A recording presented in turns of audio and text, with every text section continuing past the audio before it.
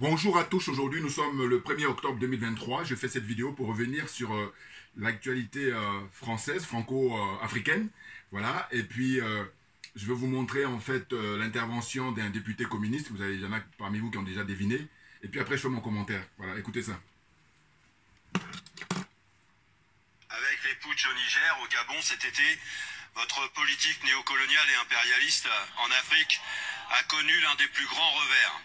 La faute à une politique pilotée pour nos intérêts économiques de l'uranium au pétrole.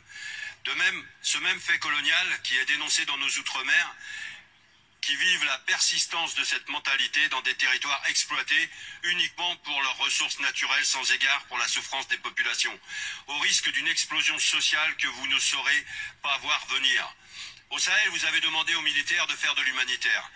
Aux humanitaires, vous leur avez demandé de faire de la politique. Aux diplomates, vous leur avez demandé de n'être que la caisse de résonance de l'Élysée et donc des multinationales françaises. Et quand vous prétendez défendre la démocratie, les peuples vous répondent en dénonçant et en rejetant les tricheurs. Il n'y a pas de sentiment anti-français. Les peuples africains sont anti-politique française. Ils veulent accéder à leur deuxième indépendance, celle de la souveraineté économique et financière. Nous devrions les écouter. Nous devrions fermer les bases militaires en Afrique et en finir avec le franc CFA. Et que dire du franc Pacifique? Au lieu de cela, vous continuez à exiger des sanctions internationales qui étouffent les peuples et renforcent l'image d'une politique française aveugle aux besoins des peuples. Vous avez même exigé la fin de la coopération culturelle avec tous les artistes maliens, burkinabés et nigériens et bloqué l'obtention des visas pour les étudiants ressortissants de ces États. En appliquant ces injustes sanctions collectives, vous vous en prenez aux puissants vecteurs de paix que sont les coopérations culturelles et intellectuelles. Madame Colonna et Monsieur Vigier, quand l'arrogance néocoloniale va-t-elle quitter nos politiques publiques? Je vous remercie. La parole est à Madame Catherine Colonna, ministre de l'Europe et des Affaires étrangères. Monsieur le député Lecoq, il m'arrive d'être... Voilà, bon, ils ont bien fait de la fermer. Alors, donc je reviens. Eh bien, évidemment, il y a beaucoup d'entre vous qui ont dû voir cette vidéo là où ça tourne. Bon, il s'appelle, comment dire ça, Jean-Paul Lecoq. Voilà, c'est un député communiste. C'est un homme honnête. C'est un homme honnête. J'avais déjà parlé dans mes vidéos anciennes, ce qui est. Mais simplement, moi aujourd'hui, en 2023, c'est fini. Ouais. Ah ouais. Non, parce que je fais la vidéo justement pour expliquer aux frères et sœurs qui sont impressionnés par ça, parce qu'ils découvrent, ils découvrent. Mais je suis dans ce pays depuis, je vous dis, 41 ans, donc j'ai compris justement le fonctionnement des politiques français, hommes et femmes. Bien entendu, c'est pour ça que je me présente. Djoubian, c'est mon surnom sur le net. Accessoirement, mais accessoirement seulement, je suis spécialiste de la France. Mais donc je disais que le député Jean-Paul Lecoq, ben, il est député de la Seine-et-Marne, c'est-à-dire que, enfin Seine-Maritime plutôt, excusez-moi, Seine-Maritime. Alors il s'est présenté à la mairie de, comment dire ça, Le Havre, aux élections passées, et puis il a été battu par un certain Édouard Philippe. Voilà. Hein. Bon, normalement, évidemment, le système a imposé Édouard Philippe, parce que je me souviens quand il y avait la campagne électorale, eh ben, Édouard Philippe a bénéficié d'une campagne de presse, c'est impressionnant, il faisait la une de Paris Match et tout ça, alors que son adversaire direct à côté ne l'avait rien. Bon, enfin, mais ça c'est le système français, c'est le système français, c'est-à-dire que c'est des mises en scène et que la démocratie c'est juste de l'illusion, voilà, voilà, et qu'on prenne qui veut, qu'on prenne qui peut. Bon, donc ce que j'explique c'est quoi? C'est que je dis, aujourd'hui en 2023, il y a beaucoup de frères et sœurs qui vont être toujours dans l'esprit de la gauche, ils sont gentils, et puis la droite, ils sont méchants. Non, non, non, non. Moi, je vous parle justement avec mon expérience ici. Et en réalité, c'est ce qu'il faut vérifier sur les expériences. Et bien entendu, j'ai pris quelques notes hein, pour me souvenir, pour ne pas oublier. Voilà. Eh bien, ce qui se passe, c'est que la gauche, en réalité, joue toujours le rôle. Vous savez, quand vous allez dans un poste de police, il y a deux flics dont l'objectif est le même. C'est-à-dire que le but final, c'est le même. Mais par contre, vous allez voir un qui va jouer le rôle de gentil et un qui va jouer le rôle de méchant. Vous comprenez? Donc, eux, les gens de gauche, hein, eh ben, ils jouent le rôle de gentil. Donc, quand tu t'y connais pas, tu t'es impressionné et puis voilà. Mais quand tu t'y connais comme moi, par exemple, qui a compris, c'est terminé. Voilà. Parce que je vous dis par expérience, ben, écoutez, ils sont tous à soutenir le système de la France-Afrique depuis des décennies. Hein. Quand on nous dit que le CFA est mis en place depuis 1945, hein, donc ça fait 78 ans, sachant que depuis 75 ans, c'est-à-dire depuis 2020, normalement c'est fini. Hein, les accords qui avaient été signés, c'est mort. Mais comme on a au pouvoir des corrompus, des aliénés, des complexés et des corrompus, voilà, c'est pour ça que ça continue, ça perdure. Mais heureusement pour nous, nous avons les colonels au Mali, nous avons le capitaine au Burkina Faso et nous avons le général au Niger. Voilà. Heureusement que ces gens-là, qui sont des hommes providentiels, arrivent à temps. Voilà. Donc, ce que je voudrais dire, c'est que j'insiste sur le fait qu'il ne faut pas vous laisser impressionner. Et d'ailleurs, lui, il est beaucoup plus honnête qu'un Jean-Luc Mélenchon. Là, je vous parle en connaissance de cause. Hein. Voilà. Il est beaucoup plus honnête. Mais j'ai dit malgré tout, non. Parce qu'avant lui, il y a une ligne comme ça qui est conduite par la gauche en général et le Parti communiste en particulier, qui consiste à dire que nous sommes militants pour le tiers-monde et patati et patata. Bon, peut-être qu'il y a quelques décennies, on va dire, on remonte dans les années 40, 45, peut-être, je dis bien peut-être. Mais depuis là, on est rentré au 21e siècle, c'est fini, c'est mort. L'oligarchie, tout a été récupéré. L'oligarchie détient le monde politique français de A à Z. Et donc, comme ils détiennent tout, ce sont eux qui décident l'agenda des uns et des autres. Et là, je vous dis, les gens qui s'y connaissent, hein, et quand ils m'écoutent, ils savent que je suis dans la vérité, donc la question ne se pose pas.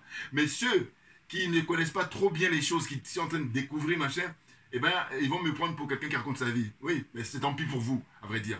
Et puis vous allez voir que c'est même là, quand ils vont se rendre compte dans quelques temps, là, ils vont dire, ah oui, tiens, il a dit ça. Mais j'ai pas le temps, voilà, j'ai pas le temps. Parce que, attention, moi je vous parle par rapport à mon expérience de vie ici, puis je dis, ça fait plus de 4 décennies que j'y vis, et il se trouve que je m'intéresse à la vie politique. Donc vous comprenez que, je dis comme dans n'importe quel domaine, quand vous vous intéressez, c'est plus facile. Voilà. Très clairement, quel que soit le domaine. Quand je dis s'intéresser, ça veut dire que ça vous passionne. Voilà, là c'est encore plus fort, même que c'est le fait de s'intéresser. Voilà. Donc, dans le fond, il dit quoi? Il dit, bon voilà, faut fermer les bases militaires, ce que nous on réclame depuis fort longtemps, hein, nous les panafricains, très clairement.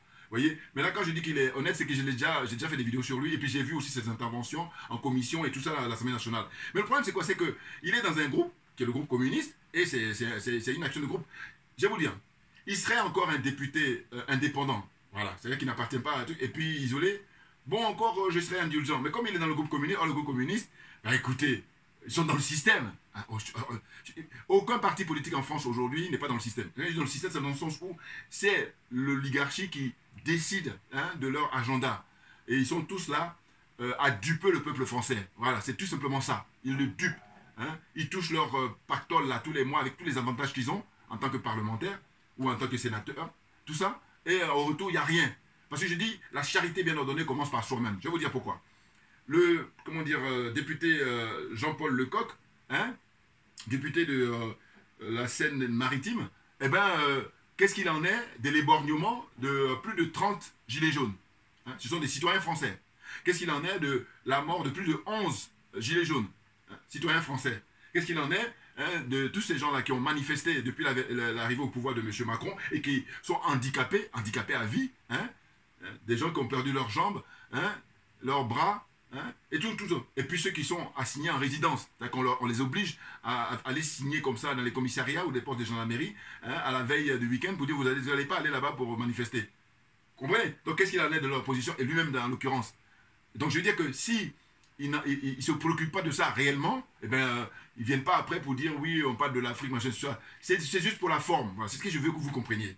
C'est-à-dire que c'est la forme, c'est juste pour le service minimum. Voilà, ça donne l'impression que les députés français, eh ben, nous sommes en démocratie. Voilà, c'est le but recherché. Alors que je dis, moi, on ne me la fait pas maintenant, avec le nombre d'années que j'ai passé là et puis avec mon expérience de vie. Non, c'est terminé. Donc, c'est pour ça que je remercie ceux qui ont inventé Internet. Ça me permet justement de passer le message aux frères et aux sœurs qui sont de bonne volonté et qui sont sincères, qui sont honnêtes. Voilà. Sinon, le reste, les trolls, là, j'ai pas le temps. Voilà.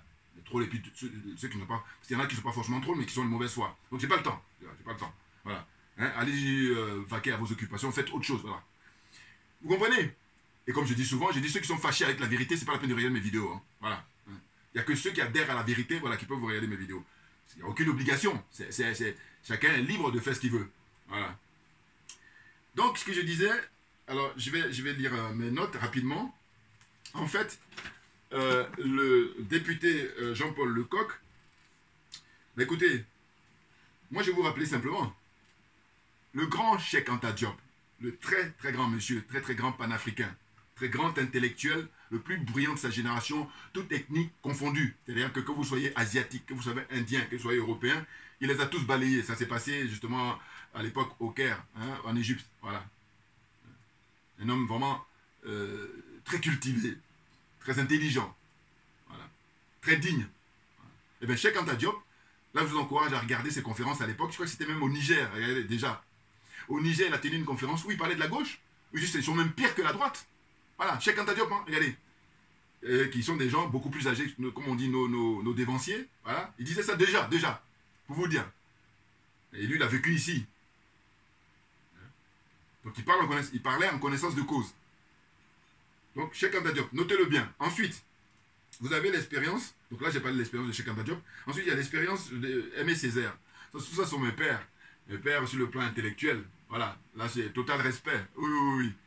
C'est des gens pour qui j'ai beaucoup de respect, beaucoup d'estime, beaucoup d'admiration. Voilà, Cheikh Anta Diop d'une part, Aimé Césaire d'autre part. Bon, eh bien Césaire, à l'époque, grand intellectuel de sa génération aussi, et puis député, homme politique.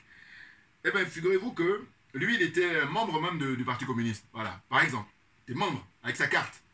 Eh bien, il a fini par rendre sa carte, à l'époque, au Parti communiste. Il leur a rendu sa carte. C'est-à-dire qu'il n'était pas content par rapport à l'attitude des communistes. Voilà. Et à l'époque, qui était le secrétaire général du Parti communiste en France, c'était Maurice Thorez. C'est des grands noms de l'histoire contemporaine française au XXe siècle. L'histoire politique. Voilà. Maurice Thorez, c'était lui qui présidait à l'époque. Et Aimé Césaire, c'est leur génération. Et il avait comme ça fait une déclaration officielle. Il a même fait un courrier, lettre ouverte à Maurice Thorez, pour argumenter les raisons pour lesquelles il a rendu sa carte en tant que membre du Parti communiste. Du Parti communiste, voilà. Très clairement, Aimé Césaire. Voilà. Donc allez-y, pareil, ceux qui ont le temps, vous regardez sur YouTube ou sur Google, vous tapez Aimé Césaire, Parti communiste. Vous allez voir tout ça. Ceux qui ont le temps pour la lecture, pour prendre connaissance. Vous voyez? Donc tout ça pour dire que, en fait, compte tenu de ces illustres personnalités, qu'est-ce qu'ils avaient comme position vis-à-vis de la gauche, en général, et puis là, en l'occurrence, le Parti communiste, c'est que eux, ils ont été confrontés, et donc ils ont tiré les leçons. Et je voudrais qu'aujourd'hui, les frères et sœurs qui ne sont pas au courant, mais vous avez juste à prendre le temps de vous informer et vous allez voir qu'il faut arrêter de se faire berner parce que justement tous ces gens-là sont dans la combine. Voilà. Je vous dis l'exemple que j'ai pris tout à l'heure en disant que vous allez au poste de police, il va y avoir l'un des policiers, il va jouer le rôle de gentil et puis l'autre il joue le rôle de méchant, sachant que eux, ils ont le même but. La finalité, c'est vous coffrer. Voilà. Il faut arrêter. Donc ensuite, j'ai dit quelles sont les propositions de loi du Parti communiste sur les 15 voire les 20 dernières années. Quelles sont leurs propositions de loi par rapport au franc CFA, par rapport aux bases militaires françaises. Voilà. Qu'est-ce qu'ils ont... Alors on me dira toujours qu'ils sont minoritaires. Oui, mais justement, c'est parce qu'ils sont minoritaires qu'on les laisse causer. Parce qu'on sait qu'ils n'ont aucune force. Voilà. Alors c'est pour ça que je souligne que parmi eux, il y a des gens honnêtes, très franchement. Quand je dis honnête, c'est des gens qui sont sincères dans ce qu'ils font. Mais simplement, l'enjeu pour nous est tellement important qu'à un moment donné, il faut qu'on tire les leçons. Et moi, je suis en train de tirer les leçons là. Et comprenne qui veut, comprenne qui peut. Voilà. C'est-à-dire qu'on ne va pas continuer comme ça. Parce que les dévanciers comme Aimé Césaire, les dévanciers comme Cheikh Anta Diop, ils ont déjà fait la démonstration que la gauche est même pire que la droite. Et moi, je vous dis, je parle là, connaissance de cause. Maintenant, j'avance. Donc, j'ai posé la question, quelles sont leurs propositions? Je suis curieux. Allez, on peut peut-être trouver facilement quand on va faire les recherches là-bas à l'Assemblée nationale. Et on va voir qu'il n'y a que dalle. C'est juste pour la forme. Voilà. Très clairement, je le dis là.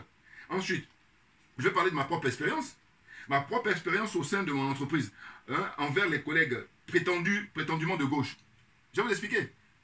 Pour des raisons de sécurité, je ne peux pas dire mon entreprise, mais en fait, au sein de mon entreprise, j'étais confronté il y a quelques années déjà, c'était en 2015. C'est ça, Non, en 1995, c'est vous dire. En 1995. Ouais. Non, c'est en 2015. Excusez-moi, je suis toujours... les chiffres, je suis fâché avec les chiffres, excusez-moi. Mais, 2005 plutôt, voilà, c'est 2005. 2005, voilà, là, ça me revient maintenant. Eh bien, j'étais confronté directement, le PDG de la société où je travaille, je l'ai interpellé directement. Voilà. Et c'était sur quoi? C'était sur les questions de la diversité au sein de l'entreprise. Je dis, écoutez, vous avez signé une charte, qui est ce qu'on appelle la charte de la diversité, et à l'époque, pas mal d'entreprises avaient adhéré à ça, mais c'est une directive européenne, attention, c'est pas, alors que ça devrait émaner de la France au départ, puisque eux, ils se vendent d'être pays des droits de l'homme, pays de liberté, égalité, toutes les conneries là, voilà. Ça devait émaner de... Non, c'est une directive européenne, donc eux, ils ont fait que suivre.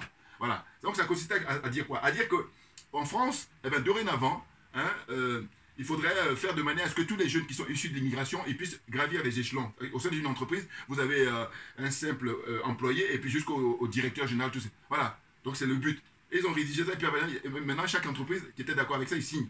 Donc moi j'ai attiré l'attention du PDG et j'ai dit voilà, signer c'est une chose, maintenant l'appliquer ça en est une autre. Et bien je peux vous dire que quand je suis intervenu, PDG et puis le DRH, je n'ai pas dit le nom parce que si je dis le nom, vous allez facilement retrouver. Ouais. Mais c'est pas ça qui est important. Ce qui est important, c'est de dire voilà, c'est l'expérience.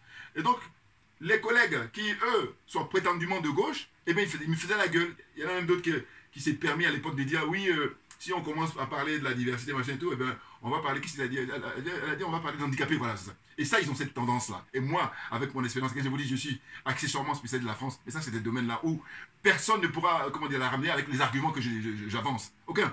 Et je lui dis, mais attendez, qu'est-ce que vous avez à comparer un handicapé avec quand je dis que je suis noir, hein, ou quand je dis que je suis indien?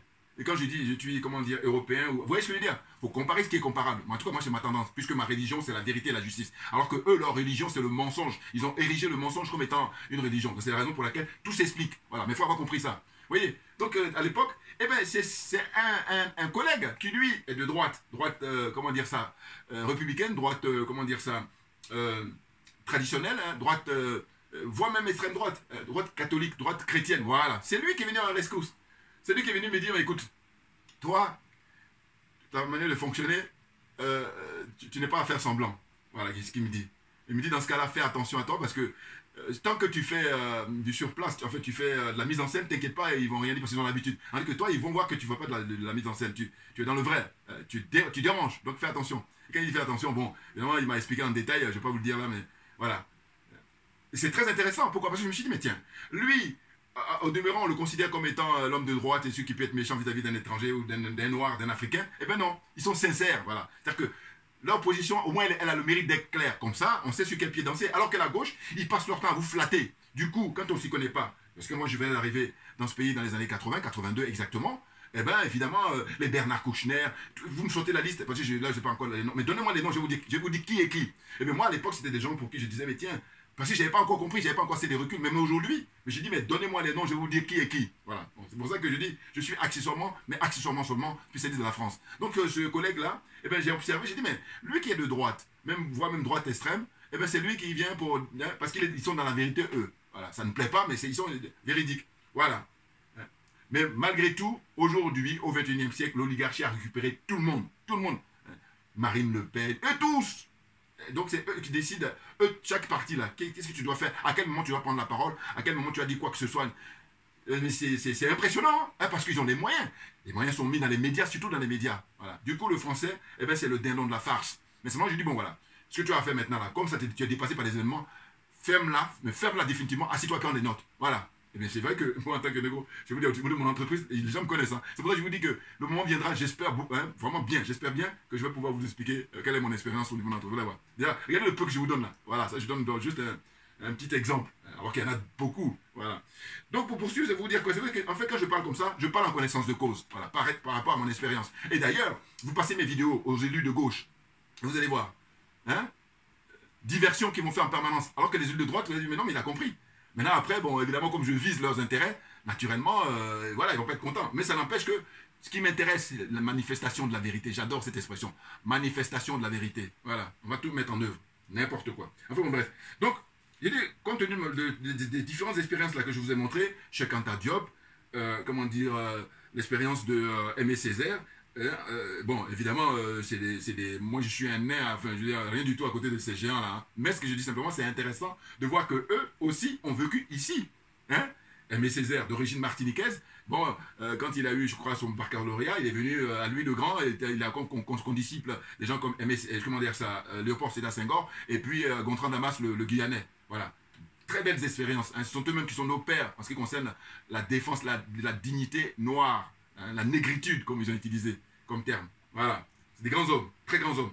Bon, je parle de Césaire. Hein. Césaire et Gontran, mais pas l'autre vendu, là, Sédar Senghor. Je suis désolé. Ah oui. C'est eux, ce sont, comme au feu de Boigny, ceux qui ont le combat que nous menons, c'est eux qui sont à l'origine de ça. Parce que s'ils avaient fait le nécessaire à rejoindre Ahmed Sékou Touré, on n'en serait pas là. Voilà. Par exemple. Alors, on y va. Donc la suite, c'est quoi? C'est que, voilà, aux dernières nouvelles, qu'est-ce que j'ai appris là, je crois que c'était la semaine dernière, eh bien, l'ancien Premier ministre de Macron, hein, Édouard Philippe. Édouard Philippe, j'ai appris qu'il était invité hein, là-bas à la fête de l'UMA. La fête de l'UMA, en fait, c'est une fête annuelle qui est organisée par le Parti communiste. Hein, ceux qui connaissent un peu la région parisienne, c'est la Courneuve.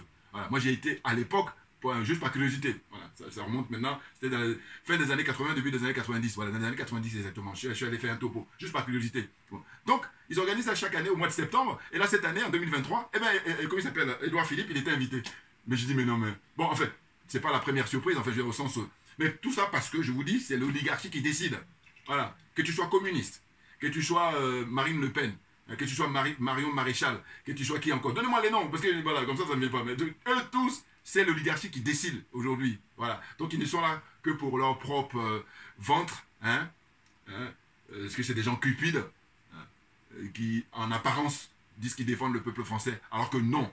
Ils défendent eux-mêmes leur propre business, ils défendent eux-mêmes leur profession, ils défendent eux-mêmes leur propre, comment dire, beefsteak, comme disent les Français. Voilà, c'est leur business qu'ils défendent, mais ils ne défendent pas aucunement les Français. Pourquoi? Parce que je dis, si tu es un homme politique, très important, les symboles.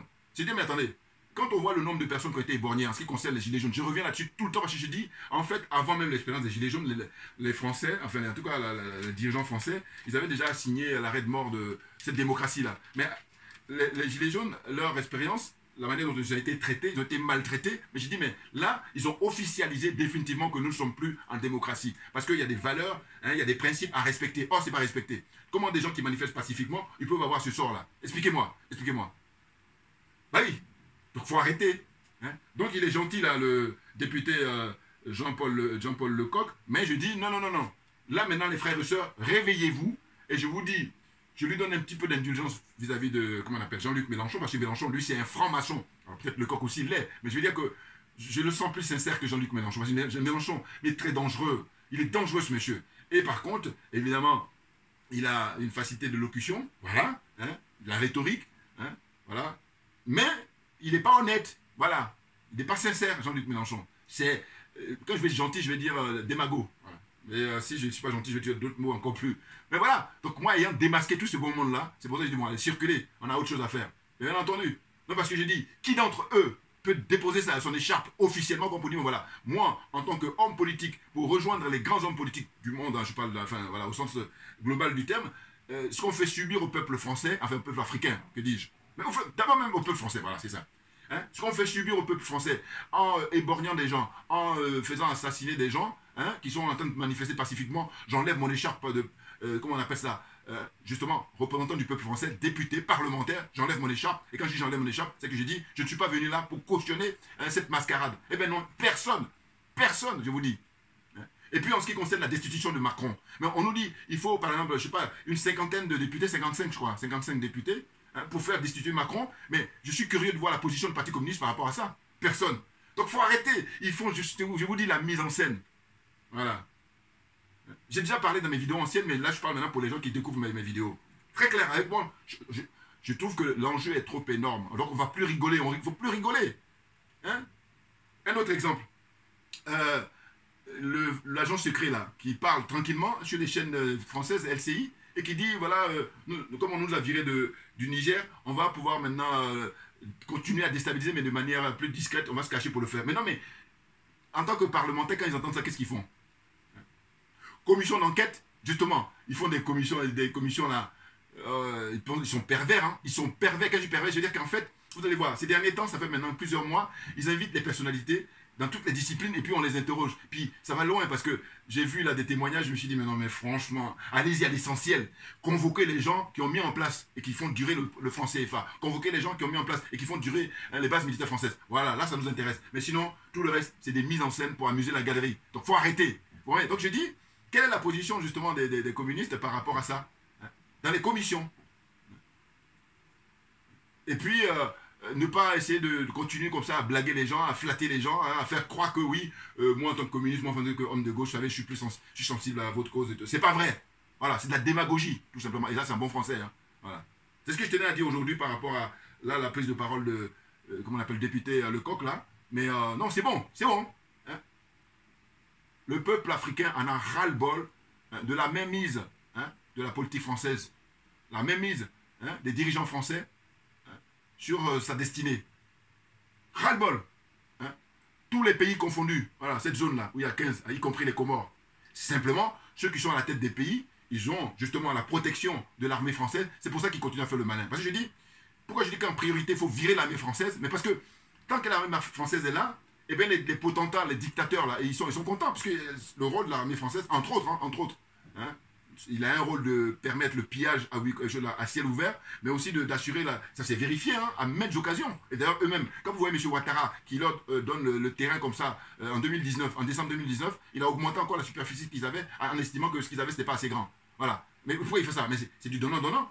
Sachant que ce sont eux qui l'ont mis. Eh bien, il fait ça pour que justement, eux, ils sont confortés pour lui dire, voilà, on a confiance en toi, t'inquiète pas, on est là pour assurer ta sécurité. Très clairement. Vous voyez? Voilà, c'est là où pour terminer. J'ai échangé avec le frère, le général Issa Diawara, un big up, le frère. Général Issa Diawara, j'ai échangé avec lui parce que lui, il a pris une position qui est très honnête, et puis aussi par rapport à son expérience, et quelqu'un qui est vraiment très pointu en matière d'analyse des géostratégies. Il dit, voilà, monsieur, comment dire ça, monsieur Ouattara, ça fait un moment qu'il continue à nous embêter. Et même là, le mot est gentil. À chercher à éliminer nos leaders, les militaires qui viennent prendre le pouvoir. Il utilise tous les moyens.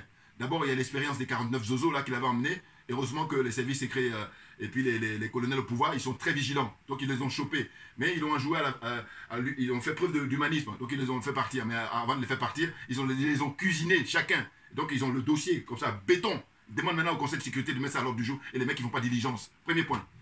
Deuxième point, c'est que lui, qu'est-ce qu'il explique en gros, le général, il dit, maintenant, là, comme il a vocation à chercher à renverser ces régimes-là qui sont en place au Mali, au Niger et au Burkina Faso, eh ben, il ne faut plus qu'on soit dans, comment on appelle ça, attendre pour se défendre. Non, il dit qu'il faut contre-attaquer. Donc, ça veut dire, la contre-attaque, ça va consister à aller déstabiliser le régime de M. Ouattara. Donc moi, quand j'ai pris connaissance, d'abord, il a intervenu sur Afrique Média, et deuxièmement, il fait lui-même ses propres vidéos maintenant, et j'ai dit, il mérite d'être connu, Issa Diawara, parce qu'il est connu sur Afrique Média, mais par contre, sa vidéo vient juste de démarrer là, il y a quelques semaines, et franchement, Issa Diawara, le général Issa Diawara, voilà, il mérite, parce qu'il est très pointu dans les analyses. Donc je lui ai envoyé, aujourd'hui, avant de faire cette vidéo, j'ai échangé avec lui par WhatsApp, et je lui ai dit, écoute, pour la Côte d'Ivoire, il faut bien comprendre une chose. M. Ouattara, étant donné qu'il a domestiqué l'opposition, eh bien, ces gens-là, ils sont tous tétanisés. Et c'est une chose. Et c'est surtout que eux tous, à 99%, ils ne rêvent que de prendre la place de M. Ouattara pour faire comme lui, c'est-à-dire perpétuer le système de la France-Afrique. Rien d'autre. Ça veut dire quoi? C'est-à-dire qu'en fait, je lui ai précisé dans les échanges qu'on a eu, on a des échanges par WhatsApp, je lui ai dit, écoute, moi, le souhait que je formule, c'est que finalement, ce soit des jeunes officiers, patriotes, intègres, comme au Mali, comme au Burkina et comme au Niger, qui prennent le pouvoir en Côte d'Ivoire. Et quand ils prendront le pouvoir en Côte d'Ivoire, eh ben, ils vont faire comme les colonels au Mali, prendre quelqu'un qui a d'expérience politiquement, qui est un civil, en l'occurrence le professeur Mamadou Koulibaly, pour le mettre comme Premier ministre. Voilà. Hein? Vous comprenez? La différence entre Kofi et moi, c'est que Kofi, lui, il veut qu'on mette Tidiane Thiam comme Premier ministre. Vous voyez? Là, je dis, mais écoute, tu as tes beaux diplômes, tu es gentil, mais par contre, au point de vue d'être, comment dire, honnête, d'être sincère, je te bats tout de suite, immédiatement, très clairement. Et puis il le sait en plus, parce que moi je l'ai déjà appelé et je lui ai dit, écoute, je trouve que ce que tu fais est bien, puisque tu permets à beaucoup de gens de donner leur point de vue sur l'actualité, c'est très bien. Mais par contre, toi tu es plus jeune que moi et puis tu es PDCI, c'est ringard. Tu vas aller où avec ça? Défendre la mémoire de Houphouët-Boigny. D'ailleurs, tenez. En fait, je vais préparer une vidéo là à venir parce que j'ai vu qu'il n'arrête pas Kofi par rapport à Houphouët-Boigny. Vous savez quoi? Il y a ça. Hein? C'est les dessous de la France-Afrique. Là-dedans, on parle de Houphouët-Boigny pour dire que c'est lui qui est responsable. Enfin, il n'est pas le seul, mais en tout cas, un des responsables importants. De ce système-là, Houphouët-Boigny. Donc, lecture, voilà, Kofi, 1, 2, ça. Alors là, même ça, il y a la photo même par moment. Là, on ne peut pas faire mieux. Hein? On ne peut pas faire mieux. Voilà, regardez. Vous voyez, Kofi, on reconnaît Houphouët-Boigny avec Foccart. Voilà. C'est ces deux-là qui étaient les collaborateurs directs du général de Gaulle pour déstabiliser tous les pays africains. Hein? Voilà, quand ils étaient vivants au pluriel. Voilà. Vous comprenez? Et là, Kofi me fatigue à une mauvaise foi comme ça. Voilà, regardez, lecture, Houphouët-Boigny. Voilà. À un moment donné, on a suffisamment de documents, aussi bien écrits que documentaires et tout, et l'autre il continue. Voilà, là, il y a ça. Même dans ça, regardez, l'Afrique pour les nuls. Hein? Quand vous prenez l'Afrique pour les nuls, eh ben, la page où on parle de Houphouët-Boigny, on rappelle que c'est lui qui est un des comment dire, créateurs de ce concept-là. Hein? Voilà, page combien? Page 131 du moins. Voilà, Houphouët-Boigny. Bon, il y a ça. Hein? Et puis qu'est-ce qu'il y a encore? François-Xavier Verschav, bon bah, hein. Non mais ça n'en finit pas. Il y en a plein. Bon, je ferai une vidéo. Non, pour dire quoi? Pour dire que récemment, quand je l'ai interpellé, j'ai appelé directement, je parlais avec lui, pour y reprendre les anciennes vidéos, où je lui ai dit, il n'avait pas d'argument, il était là, confondu par lui-même et tout, mais parce que je vais vous dire, c'est des gens qui sont, comment dire, qui disent qu'ils sont panafricains, alors que si on creuse un petit peu, on va savoir que non. Hein? c'est des ethnicides. C'est-à-dire que lui, il est baoulé comme Houphouët-Boigny, donc c'est pour ça qu'il est... Parce que ses parents sont baoulés, enfin, qui sont oufouettistes, donc on est dans cette marmaille-là, dans cette marmaille. Et j'ai dit que moi, on fait concours de vérité. C'est ça qui m'intéresse. Et puis, si on se prétend être intellectuel, mais c'est ça. Il faut que la vérité brille, manifestation de la vérité. Et non pas continuer à mentir. Mais non, mais ça m'impressionne. Parce que à un moment donné, il faut qu'il lâche. Et puis, il n'y a pas que moi. Tous les gens savent que Houphouët-Boigny, il est le numéro 1 pour la France-Afrique. Hein, à déstabiliser les pays. Et j'explique quoi. J'ai dit que voilà, quand Houphouët-Boigny n'est plus, ceux qui sont à prendre la relève, c'est Omar Bongo, hein, d'une part. Et d'autre part, c'est Blaise Compaoré. Maintenant, aujourd'hui, c'est Alassane Ouattara. Il faut accepter sa difficulté pour passer à autre chose. Mais non. Il est là, puis je lui ai dit même, je lui ai dit à l'époque, mais qu'est-ce que tu fous là-bas au Mali? Parce que le Mali, c'est Modibo Keïta. Et Modibo Keïta, justement, c'est nos pères à nous. Et toi, tu défends Houphouët-Boigny. Tu es dans une contradiction comme ça. Et j'ai même dit encore dans une vidéo passée, j'ai dit, à mon avis, et j'ai dit, bon, tant mieux pour lui, parce que moi, je préserve la sécurité des gens, mais j'ai dit, au moins, il faut que la vérité soit sûre. J'ai dit qu'il est parti au Mali pour des raisons de sécurité, parce que Kofi vivait en Suisse, hein, et puis il a vécu un petit peu en France. Et là, je suis sûr que les gens qui le connaissent, ils lui ont dit, écoute, pour ta sécurité, va au Mali, sinon ils vont te descendre. Parce qu'il attaque effectivement le régime de M. Ouattara, en l'occurrence le couple Ouattara. Hein, voilà. Il faut arrêter à un moment donné. Houphouët-Boigny est responsable de tout ça. Vous avez un héritage qui est lourd à porter. On vous dit, bon, l'erreur est humaine, mais là, c'est le fait de persister que ça devient diabolique. Et je dis même que ces gens-là qui se les observent, à vrai dire, ils rêvent tous de prendre la place de Ouattara parce qu'ils vont faire le coup de « oui, nous sommes gentils ». Il n'y a pas de ça. Il n'y a pas de ça. Ce qu'on veut, c'est, hein, comment on appelle ça, l'attitude des colonels au Mali, l'attitude du capitaine au Burkina Faso, et l'attitude de, comment dire ça, du général Tchani au Niger, c'est-à-dire le peuple, voilà, le peuple de A à Z, et non pas, venez là parce que j'ai eu beaucoup de diplômes, MBA, des conneries, voilà. Et je dis, le sujet qu'on aborde là, ce qu'on a traité, hors sujet les mecs, vous êtes malhonnêtes, profondément malhonnêtes, donc je continue. Moi ça veut dire quoi? C'est-à-dire qu'en fait, hein, la discussion porte sur le fait que, à un moment donné, compte tenu de l'enjeu, il faut qu'on soit sérieux. Qu'est-ce que c'est que ces gens-là? Franchement, n'importe quoi. Oui, parce que donc je disais, en Côte d'Ivoire, eh ben si les militaires, hein, qui sont à l'image des colonels au Mali, du capitaine au Burkina Faso et du général au Niger, eh ben vous allez voir que les hommes et les femmes politiques en Côte d'Ivoire, ils seront les premiers, alors que là pour l'instant, ils sont confrontés à M. Ouattara, ils sont cachés. Voire même ils abdiquent. Hein, ils ont abdiqué, c'est-à-dire ils ont jeté l'éponge. Voilà, eux tous, de très rares exceptions. Je vais à dire 99%, pour garder le professeur Mamadou Koulibaly, par exemple. Hein? En tant qu'homme politique, j'entends. Et d'ailleurs, il est le seul, je vous dis, pour l'instant, à avoir rendu visite au colonel. Et là, pour lui. Du coup, je dis, mais ouf, pourquoi? Parce que le fait d'avoir fait ça, mais il est tranquille. Ça veut dire que moi-même, alors que je ne le connais pas, je vous dis très franchement, je ne le connais pas. Mais quand j'observe tous ces acteurs-là et actrices, hein, de la vie politique, je vois qui est qui fait quoi. Donc là, on est dans le factuel. Il s'est débrouillé pour aller au Mali, hein, aller rencontrer le colonel Assimi Goïta et puis tous ses camarades de lutte. Voilà, il les a rencontrés. Et puis ils sont sans doute le premier ministre Joël Maïga. Voilà. Et c'est pour ça que je dis c'est marrant. Hein. Avant même qu'il fasse cette visite, moi j'étais déjà en train de parler dans mes vidéos, plein de mes vidéos anciennes, où je dis je rêve que ce qui s'est passé au Mali soit reproduit en Côte d'Ivoire. À savoir que des colonels, des officiers prennent le pouvoir et puis ils prennent Mamadou Koulibaly comme premier ministre. Voilà. Faites pareil comme au Mali, parce que là ça a de la gueule. Bien entendu. Vous voyez? Oh là, lui, il cite Tidiane Thiam quelquefois, en disant que oui, Tidiane Thiam, il serait bien comme Premier ministre, mais pas comme président. N'importe quoi. Rien du tout. Tidiane Thiam, c'est la continuité de la France-Afrique. C'est même, j'allais dire, mettre à jour un certain Alassane Ouattara. Parce que rappelez-vous, Alassane Ouattara, comment on l'a vendu à l'époque? On l'a vendu comme quoi il a un carnet d'adresses assez important. Il était directeur adjoint du FMI, et patati, et patata, etc., etc. N'importe quoi. Je dis, premier Gaou n'est pas Gaou, c'est le deuxième qui est... Hein, voilà, vous connaissez la célèbre chanson des jeux là. À Salfo avec ses compagnons là, Magie Système. Voilà, c'est que les choses sont claires avec moi. Ah non, bouillard, on est très bon, hein, Dieu seul sait, Dieu seul sait.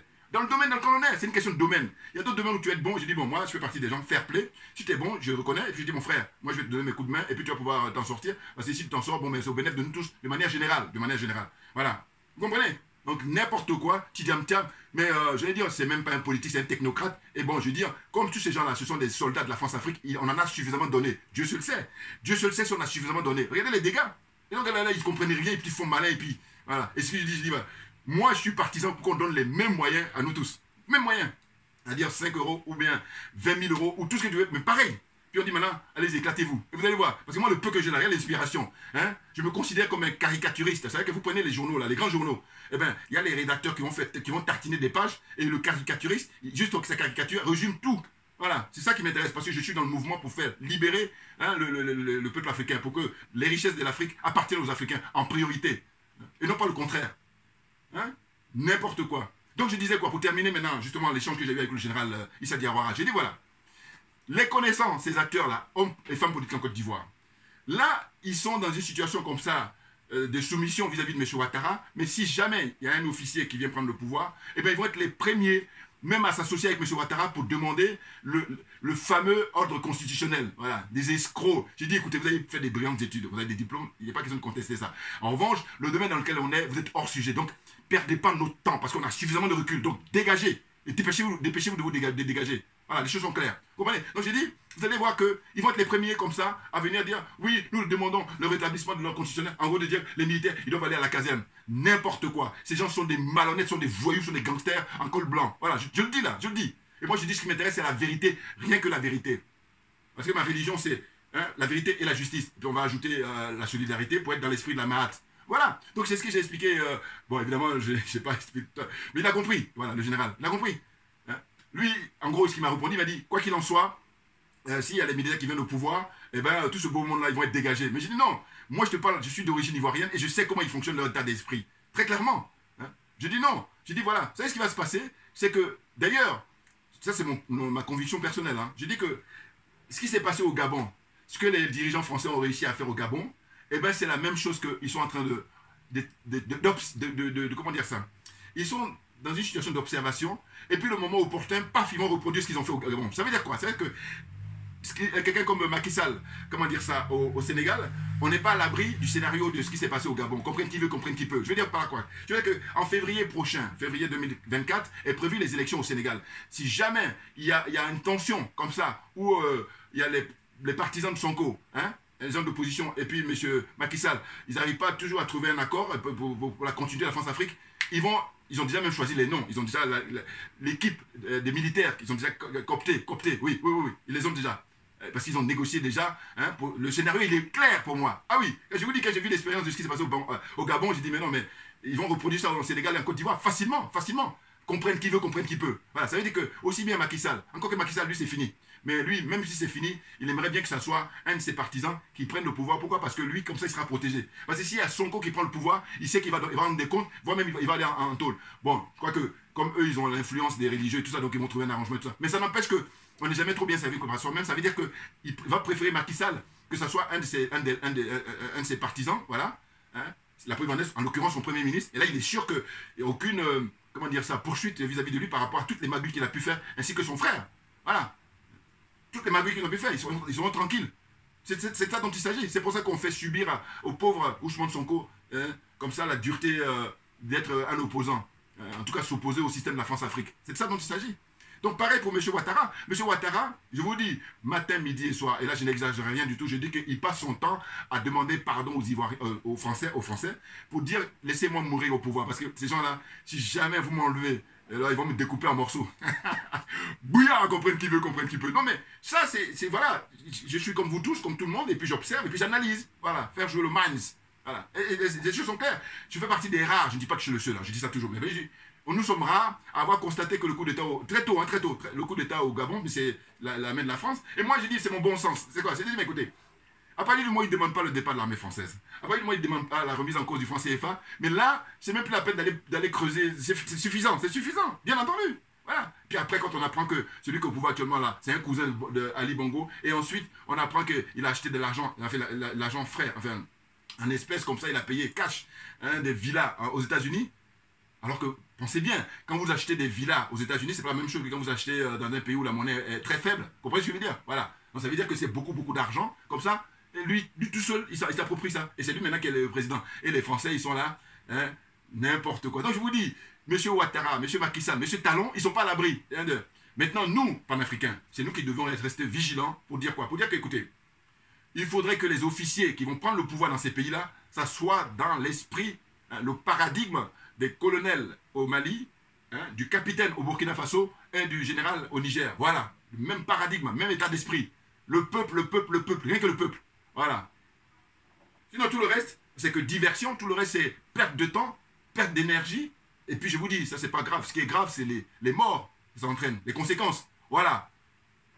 je vais m'arrêter là aujourd'hui. Et puis, voilà, comme d'hab, la pêche là, hein, la pêche. Non, parce que je supporte pas les malhonnêtes là, et puis perdre le temps des gens. Je lui dis, mais va faire ce que tu sais faire. Hein. Tu le fais bien, on va t'encourager. Mais viens pas traîner là, hein, pour faire, comment on appelle, nivellement par le bas. Merci beaucoup pour vous tous, pour votre attention. Et puis, comme d'habitude, big up hein, au ministre Bassolma Bazier. Quand j'aurai le temps, je dis, parce que là, je regarde là, avec plaisir hein, son intervention à l'ONU. Hein, Bassolma Bazier, c'est le ministre d'État de la fonction publique du Burkina Faso. Et du coup, je vous dis, les oligarques français, hein, les dirigeants français, ils ont des sueurs froides. Parce qu'il y a des pays où on a même une carence par rapport au charisme que peuvent avoir les dirigeants. Alors que là, il y a même une sorte de, un petit peu, je ne sais pas si je peux me permettre de dire, un trop-plein au Burkina Faso. D'une part, vous avez le capitaine Ibrahim Traoré. D'autre part, vous avez le ministre Bassolma Bazier. Voilà, très clairement. Comprenne qui veut, comprenne qui peut. Merci à vous tous et à bientôt. Merci bien.